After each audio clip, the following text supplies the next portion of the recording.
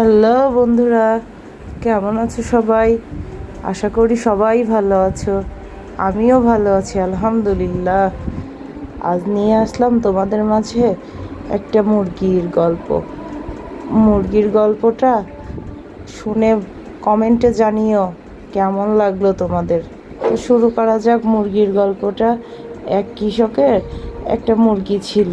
সেই মুরগি থেকে 2টা ছানা হয়। 2টা ছানাই বেড়ে ওঠে একটা মোরগ একটা মুরগি হয়। মুরগিটা হয় অনেক লক্ষ্মী। সেই মুরগিটা বড় হওয়ার পরে সোনার ডিম দিতে থাকে এবং সোনার ডিম দিতে থাকার কারণে কৃষকের অনেক উন্নতি হয়। কিন্তু জানো বন্ধুরা, কৃষক না লোভের কারণে মুরগিটি জবাই করে ফেলে যাতে অনেকগুলো ডিম পায়। কিন্তু দেখা গেল আর সে একটাও ডিম পেল না।